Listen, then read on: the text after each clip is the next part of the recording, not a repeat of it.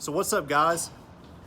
This is actually my last day in Mexico City. Tomorrow I'm leaving to go to Acapulco for about a month, and then I'm heading back to the US for a while. I've got some projects I gotta run, and gotta do some stuff for my business back home. So I'll be back in the US for a little while, so there will be some videos of that. But I wanted to do a top 10 list of the things I've learned while living in Mexico City, because I know this is a very popular city for a lot of people to move to, particularly internationally. And so I just want to go over some of the things that I know now that maybe I didn't know before. So we'll start off with number one. You don't need a car here. I actually recommend not having a car here. There are so many options on getting around, between the scooters you can rent, like the actual scooters that you stand on, to there's something called Indu BC, I believe. It's an electric, like, full-size scooter that goes 30 miles per hour. So you can actually take it. I think it may actually go faster than that. I'm not sure, but you see them all over the city. You have Uber, Didi, Beat, all kinds of different options in terms of rideshare, and then you also have taxis. So most of us expats, we all use Uber, and obviously more of the affluent Mexicans also use Uber if they can get around. But the bus system is really great here too.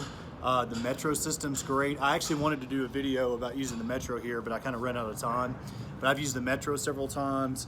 And there's also something called BlaBlaCar that I'm actually taking tomorrow to get to Acapulco, and it's a ride share for a little bit longer distances. So this is 5 hours. So you don't need a car here.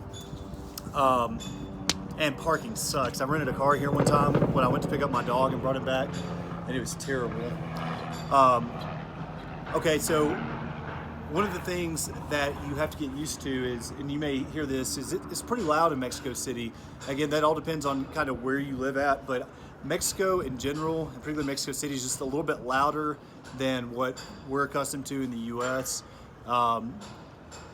Like, people play their music a little bit louder. Like last night, I was actually working on some stuff, so it didn't bother me that much, but there was a building really close to my apartment that was playing music. I mean, I'm talking about so loud that even with all my windows closed and my door shut, I could still hear it, like, really loud in my apartment till 2 a.m. And today is Friday, so that was on a Thursday night. So between that and the guys ringing the bells for the trash, the guy selling tamales in the street, it's just a louder environment. So it's something that you got to get accustomed to if you never spent a lot of time in Latin America. But on the positive, the food here is absolutely incredible. Everything you've heard about Mexican food in Mexico is true. I probably eat on the street at least probably 5 days a week. Either the street or a very, very local non-chain restaurant. There's anything wrong with chain restaurants, but I'm posting this in a few days about my favorite taco places in Condesa. That was a bumblebee, my bad. This is my first time seeing a bumblebee. Sometimes making these videos is so frustrating.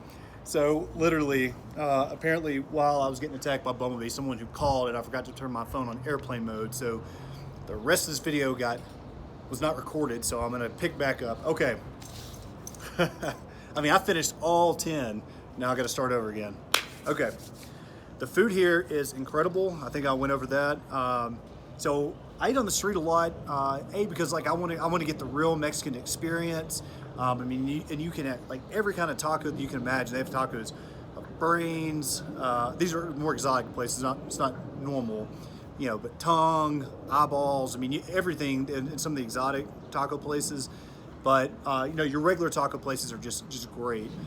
So I eat in the street probably 5 days a week, and normally I get mine with the corn tortillas, with a lot of all the vegetables I can get, and I ask them not to put any aceite or oil, and so it actually can be pretty healthy. But outside of that, if you're not a huge taco and Mexican food fan, which, come on, Mexican food's pretty great. There are a lot of different options. This is a international city, so if you want Chinese, Japanese, American food, Italian, French, you name it, Argentina, and there's a ton of different restaurants, and we have Rappi and Uber Eats, and I'm pretty sure there's other delivery options, but I always use, I'm a Rappi guy, so I use Rappi a lot. But just in general, the food is just absolutely incredible in the city. And you get a chance to, especially if you're from the U.S. or some of the places in the U.K. That they have Mexican, but it's not real Mexican food. This is real Mexican food here. So I think Mexico City is a great city for food. I'm gonna try to get caught up here. So I think that I'm on. Okay.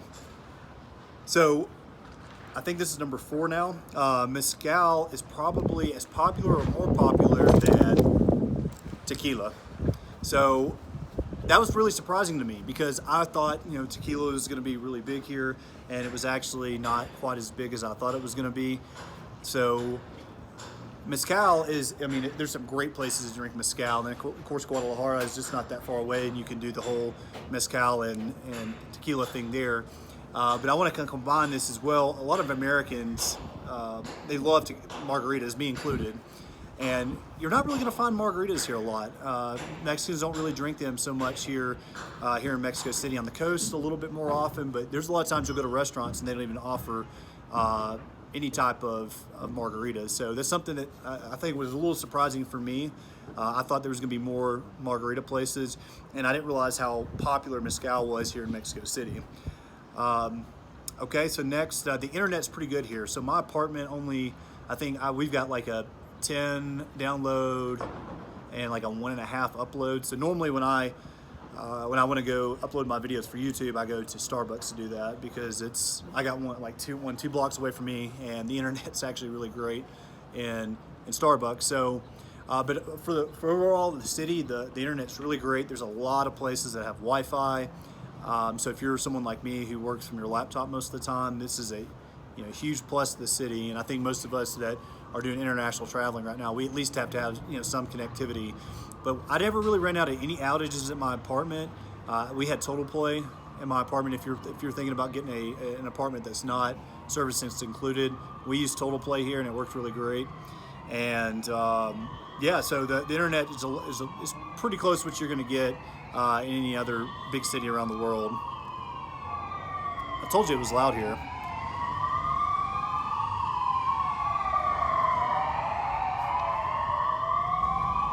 Okay, to my next point,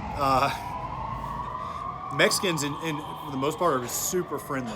I don't think it was really surprising to me because I've always kind of put Mexican culture very similar to the southeastern part of the United States. People are very friendly.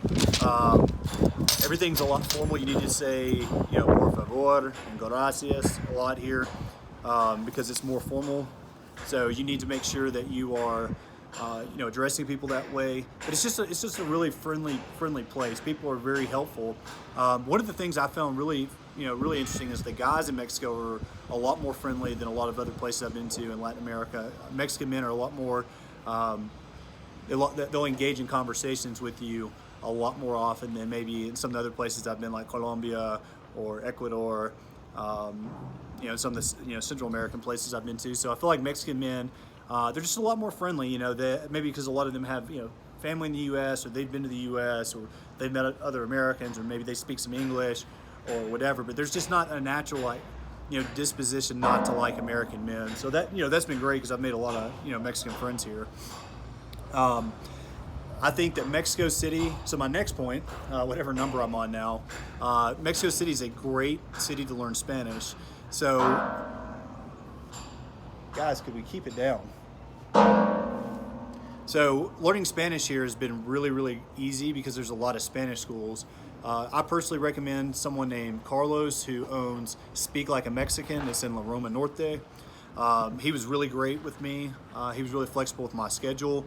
And not only that, there's a lot of Mexicans here that speak at least a little bit of English or they're fluent in English. So you'll meet a lot of people, especially in the Polanco, La Roma, Condesa areas who speak English as well. So if you do get stuck, and you do have to speak in English, there's a lot of people that can help you out. But to me, it's really great when you're learning the language because you don't feel stuck all the time. People can kind of help you get along.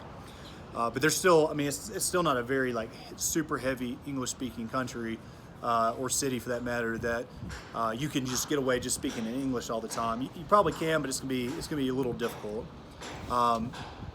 So I made a video specifically about this because I thought it was very interesting. So I drink tap water probably about 5 to 10% of the time. Now, my apartment here, the water is clean.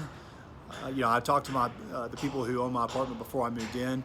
There are a lot of locals that won't drink tap water, but if you look at the chart from the actual government of Mexico, and shows the clean water sources here in Mexico City, there's a lot of neighborhoods that have clean water. I still drink, again, 95 to 90% of bottled water because it's very inexpensive to have delivered to your house.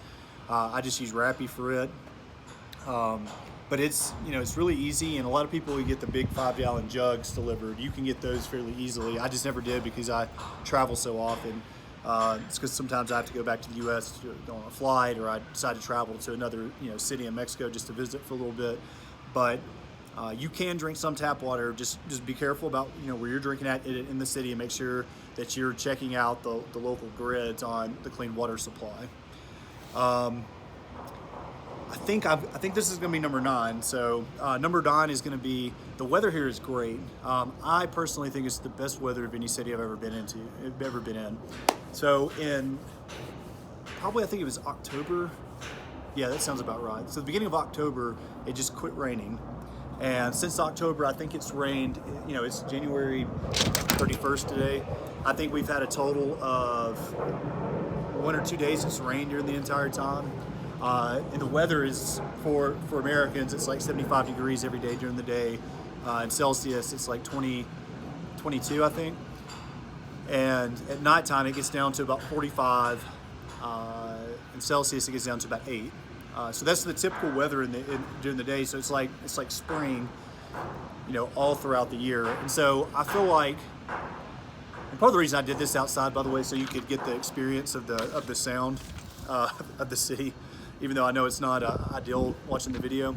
So there was, during the summer it rained a lot. You get these flash rains that come in it's every day for like 3 or 4 months during the summer, but it only rains for like an hour or two. And then every now and then you'll get a 3 or 4 hour rain, but most of the time it's just 1 hour and it's done, and then the weather's perfect again. So in my opinion, if you really like the springtime weather that stays between 70 and 80 for the high every day, and then the low between 45 and 55, and in Celsius between 20 and 24, and then 8 and 14. If that's the weather you like, this is your city. I think it's, again, the best weather of any city I've ever been in. And it's normally not windy. Today's an odd day that it's actually windy. So my last point is, always make sure that when you get here, I tell everybody this: when you go to an international city and you're maybe not familiar that much with the city or the country, just stay in a hotel for a couple of weeks, or an Airbnb, or something that's going to be somewhat temporary, because you need to know which neighborhood you're going to live into. I loved living in Condesa. Condesa was a great city for me, and a great neighborhood for me to live in here in Mexico City, because I have my dog here, which I'm going to make a video here soon about having a dog here in Mexico. But it's been a really great city to have a dog in. It's super walkable. There's trees everywhere. There's coffee shops everywhere. It's the art scene's really big here, so that was all cool for me. But you also need to know what you want and the people that's going to be living in that area. So hey guys, thanks a lot for watching my video of the 10 things that I learned while being in Mexico City. I hope it was helpful for you. Again, part of the reason I did this outside is I want you to get the experience of what it's like being outside too. I work up from here a lot of times, but when I do, I wear headphones and earplugs so I can concentrate, because I'm someone who easily gets distracted. It's actually been very hard for me to actually film this up here. I had the lady who cleans the apartment walk by, and then I've got these guys doing all this stuff, and I've had, I think, 2 helicopters fly over and a couple airplanes. But it's a city of 22 million people, so there's going to be noise. But anyway, if you like my content, guys, please subscribe to my channel. Again, I'm heading to Acapulco next. So in the big scheme of things, I've super enjoyed my time here in Mexico City. The city's been great to me. I've made a lot of friends here. It's been a wonderful place to live. I am ready to kind of move on to my next chapter, just because I've got a lot of work waiting on me for the U.S., so I've got to buckle down here over the next month while I'm at Acapulco working. But anyway, guys, thanks a lot for watching the video, and there will be a lot of stuff from Acapulco coming up. Thanks.